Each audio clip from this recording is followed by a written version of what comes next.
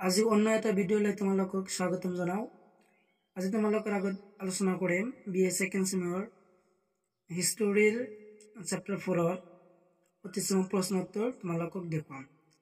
তো যেহেতু তোমালোকৰ এক্সাম অহা 10 তাৰিখত তোমালোকৰ হিষ্টৰী পৰীক্ষা হ'ব, তো তাৰ কাৰণে এক্সামৰ কাৰণে তোমালোকক কিছুমান কোৱেশ্চন আনসাৰ বাছি উলিয়াইছো। তো তোমালোকে কোৱেশ্চন বিলাক চাই এক্সামত বহিবা। তো তোমালোকে কোৱেশ্চন বিলাক চাই লোৱা।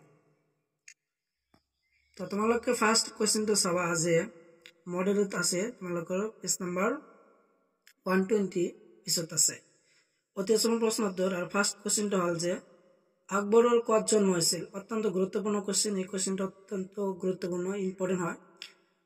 1542 খ্ৰীষ্টাব্দত হিন্দু দেশৰ অমৰকোট নামৰ ঠাইত আকবৰৰ জন্ম হৈছিল। কোৱেশ্চনটো ভেৰি ভেৰি ইম্পৰ্টেন্ট এক্সামৰ কাৰণে।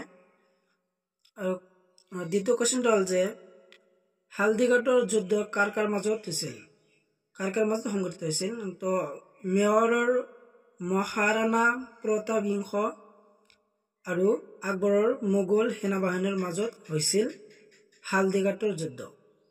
আৰু ইয়াৰ আছে আৰু তোমালোকৰ নেক্সট কোৱেশ্চন। তো নেক্সট কোৱেশ্চন লৈ যাও। তো নেক্সট কোৱেশ্চনটো হ'ল যে 6 কোৱেশ্চন নাম্বাৰ 6 টো চাবা এক্সামৰ কাৰণে। মোগল সম্ৰাট আকবৰে মাটি দান কৰা শিখ গুৰুজনাৰ নাম কি আছিল। তো এৰ আনসাৰটো হ'ল যে গুৰু অৰ্জুন দেৱ আছিল। আকবৰৰ দ্বাৰা ইবাদত খানা প্ৰতিষ্ঠা কৰাৰ উদ্দেশ্য কি আছিল। তাৰ উত্তৰটো হ'ল যে বিভিন্ন ধৰ্মৰ প্ৰবক্তাসকলৰ দ্বাৰা পৰৱৰ্তী ধৰ্মীয় মতসমূহৰ বিষয়ে আলোচনা কৰাৰ বাবে। আৰু আছে তোমালোকৰ কোৱেশ্চন 8 যে মনসবদাৰী প্ৰথা কোনে পৰিৱৰ্তন কৰিছিল। তো আকবৰে মনসবদাৰী প্ৰথা পৰিৱৰ্তন কৰিছিল। আৰু তোমালোকৰ 9 কোৱেশ্চনটো কোৱেশ্চন নম্বৰ 9 যে প্ৰশ্ন নম্বৰ 9 আকবৰে পৰিৱৰ্তন কৰা ধৰ্মটোৰ নাম কি আছিল। দিন ইলাহি। অত্যন্ত গুৰুত্বপূৰ্ণ কোৱেশ্চনটো যে আকবৰে পৰিৱৰ্তন কৰা ধৰ্মটোৰ নাম কি। তো যদি আহে তোমালোকৰ এক্সামত যে আকবৰে পৰিৱৰ্তন কৰা ধৰ্মটোৰ নাম কি আছিল, তো এৰ আনসাৰটো হ'ব বা উত্তৰটো হ'ল যে দিন ইলাহি। এই কোৱেশ্চনটো অত্যন্ত গুৰুত্বপূৰ্ণ, 9 very very important.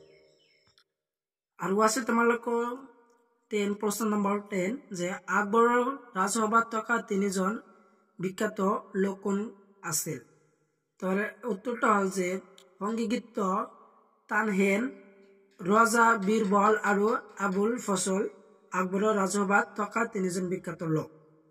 Page number 121 দিয়া আছে। আৰু তাৰ পিছত চাবা যে কোৱেশ্চন নম্বৰ 14 যে জাহাংগীৰৰ সম্পূৰ্ণ নামটো কি। এই কোৱেশ্চনটো অত্যন্ত গুৰুত্বপূৰ্ণ হয় এক্সামৰ কাৰণে যে জাহাংগীৰৰ সম্পূৰ্ণ নাম কি। তাৰ সম্পূৰ্ণ নামটো হ'ল যে জাহাংগীৰৰ নুৰুদ্দিন মোহাম্মদ জাহাংগীৰ পাতশ্বাহ গাজী আছিল জাহাংগীৰৰ সম্পূৰ্ণ নাম। নুৰুদ্দিন মোহাম্মদ জাহাংগীৰ পাতশ্বাহ গাজী আছিল জাহাংগীৰৰ সম্পূৰ্ণ নাম। আৰু কোৱেশ্চন নম্বৰ 16 যে জাহাংগীৰৰ ৰাজত্বকালৰ প্ৰসিদ্ধ চিত্ৰশিল্পসকলৰ নাম উল্লেখ কৰা। তো ইয়াত তোমালোকৰ 2জনৰ নাম উল্লেখ কৰি দিয়া আছে। উত্তৰটো হ'ল যে আব্দুল হাসান আৰু উস্তাদ মনসুৰ। আৰু ইয়াৰ পিছত চাবা যে কোৱেশ্চন নম্বৰ 18 যে শাহজাহানে নিৰ্মাণ কৰা পৃথিৱীৰ বিখ্যাত শিল্পকলা কি কি। অত্যন্ত গুৰুত্বপূৰ্ণ এই কোৱেশ্চনটো যে শাহজাহানে নিৰ্মাণ কৰা পৃথিৱীৰ বিখ্যাত শিল্পকলা কি কি। তো তাজমহল আৰু ময়ূৰ সিংহাসন। তাজমহল আৰু ময়ূৰ সিংহাসন আছিল শাহজাহানে নিৰ্মাণ কৰা পৃথিৱীৰ বিখ্যাত শিল্পকলা। আৰু ইয়াৰ লগত চাবা যে কোৱেশ্চন নম্বৰ 19 শাহজাহানে নিৰ্মাণ কৰা নতুন নগৰখনৰ নাম কি আছিল। শাহজাহানাবাদ আছিল শাহজাহানে নিৰ্মাণ কৰা নতুন নগৰখন। আৰু কোৱেশ্চন নম্বৰ 22 যে কোনজন চুলতানৰ ৰাজত্বকালত ঐতিহাসিকসকলে সোণালী যুগ বুলি অভিহিত কৰে। শাহজাহানাৰ ৰাজত্বকালত চুলতানৰ ৰাজত্বকালত ঐতিহাসিক সোণালী যুগ বুলি অভিহিত কৰে।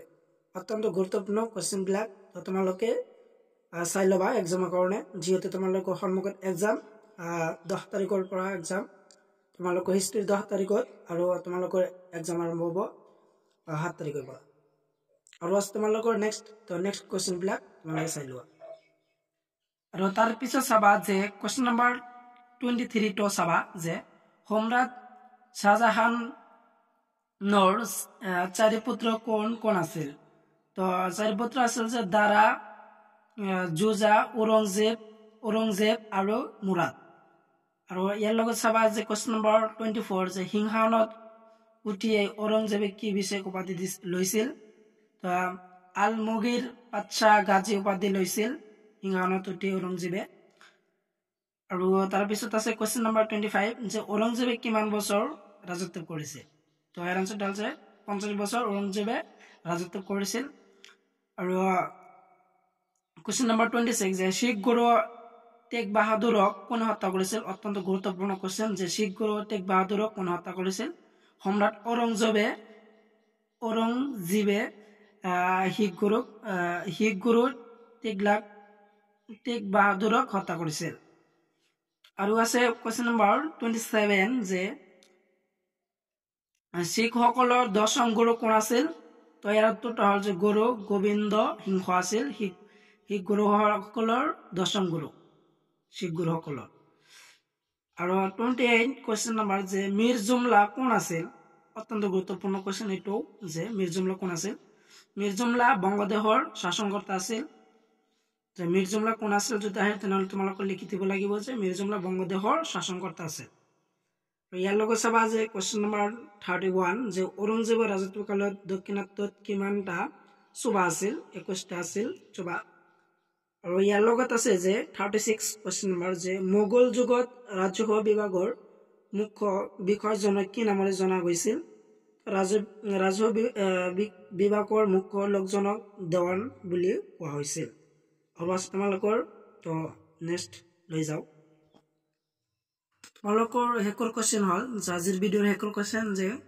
39 ব্যৱসায় বাণিজ্যত কোনবোৰ সামগ্ৰী ৰপ্তানি কৰা হৈছিল তো ইয়াৰ আনসাৰটো আছে দিয়া আছে উত্তৰত যে কপাহী কাপোৰ ৰেশমৰ উপৰি নীল কানি মছলা যেনে নিমখ হাতী ধাত বস্তু জালুক হালদি আদি ইয়াত তোমালোকৰ ব্যৱসায় বাণিজ্যত সামগ্ৰী ৰপ্তানি কৰা হৈছিল পেজ নম্বৰ 123 দিয়া আছে তো আজিৰ ভিডিঅ' এখানে আছিল তো তোমালোকক মই যিবিলাক কোৱেশ্চন বিলাক মাৰ্ক কৰি দিছো অত্যন্ত গুৰুত্বপূৰ্ণ এক্সামৰ কাৰণে যেহেতু তোমালোকৰ এক্সাম 10 তাৰিখত আছে হিষ্টৰী তো তেওঁৰ কাৰণে কোৱেশ্চন বিলাক চাই যাবা